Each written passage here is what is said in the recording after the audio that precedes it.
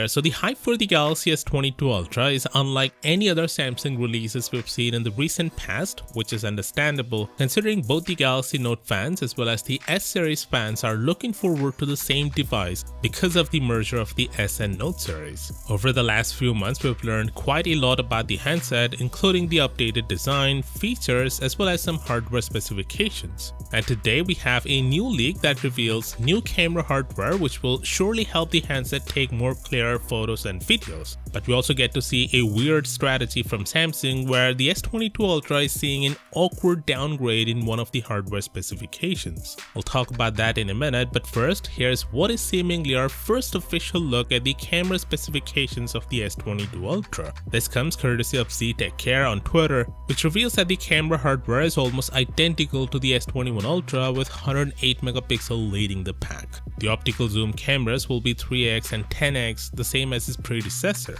This 10x optical camera can also digitally zoom up to 100x by the way, and there will be a 40 megapixel unit at the front, pretty much identical to the S21 Ultra. But what's new is the introduction of super clear lens on the rear camera, which is made from Gorilla Glass for added protection. Samsung says this will result in clearer photos and videos, as well as it helps avoid reflections and glare. It also shows that the phone will indeed be offered in 4 colors. As you can see, rose gold is a rumored burgundy color, so there will not be a separate red color option. The phone weighs 228 grams, which is identical to the S21 Ultra, but 20 grams more than the Note 20 Ultra, and that's due to a bigger battery. The S22 on the other hand just weighs 167 grams and comes with a Full HD Plus display. Now coming to the downgrade I was talking about, you see ever since Samsung introduced the Ultra series, they offered top of the line specs unmatched by any other. This includes 12GB of RAM as the base that goes all the way up to 16GB. But with the S22 Ultra, there will be a disappointing downgrade. The base RAM storage will start at 8GB instead.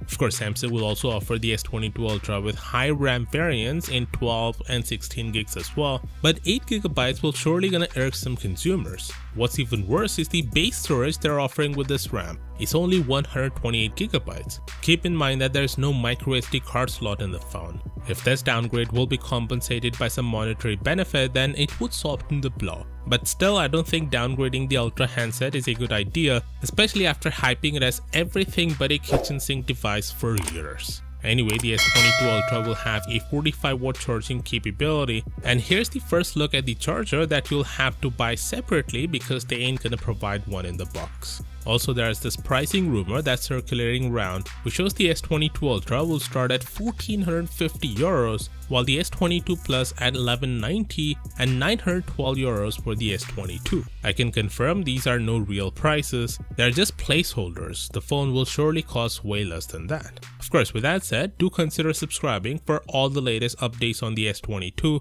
and as always, I'll see you tomorrow. Peace out.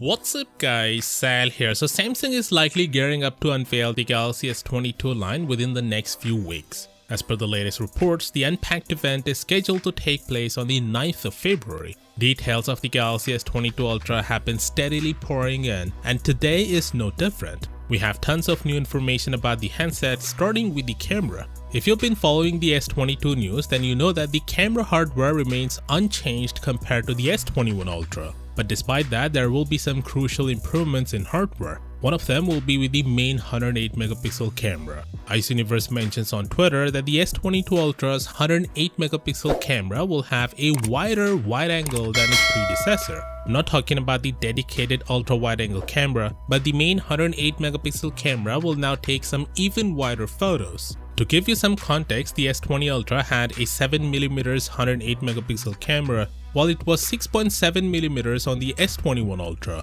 But now Samsung has decided to make it even wider than the S21 Ultra by offering 6.4mm of wide lens, thus making it the widest field of view you can get from any current 108 megapixel camera unit.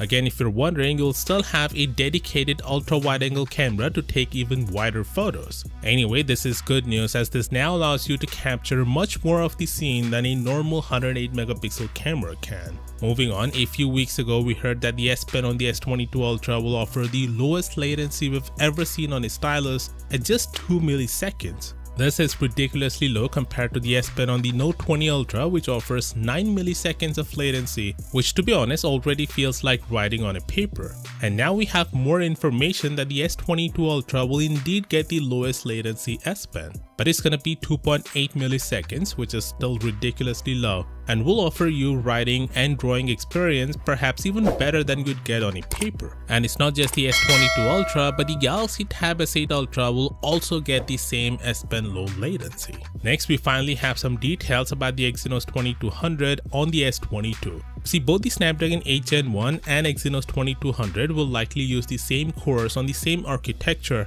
but they're gonna differ in clock frequency. Here's the CPU configuration of 8 Gen 1 and here's the configuration of Exynos 2200. As you can see, the frequency of the powerful Prime X2 cores is 2.8 GHz compared to 3 GHz on the Snapdragon. This could theoretically mean the Snapdragon S22 units will perform better in intense CPU tasks compared to the Exynos. But the thing is, we can't say that for sure, as optimization plays a role as well. Thankfully, Samsung will unveil the chipset in a couple of days on the 11th of January, so we'll see how this translates into the real world. Moving on, Apple will finally get rid of the notch with the upcoming iPhone 14 Pro and Max. We thought it's gonna be a hole punch cutout like Samsung's flagships, but turns out it's not gonna be the case. Instead, it will be a pill-shaped cutout as per credible new information. The iPhone 14 Pro will still have Face ID, as the sensor required for the Face ID to work can be put under the display, and they work absolutely fine. So then why are they going with a pill-shaped cutout? Well, because the infrared sensor required for the Face ID still cannot be put behind the display, so they went with this cutout instead.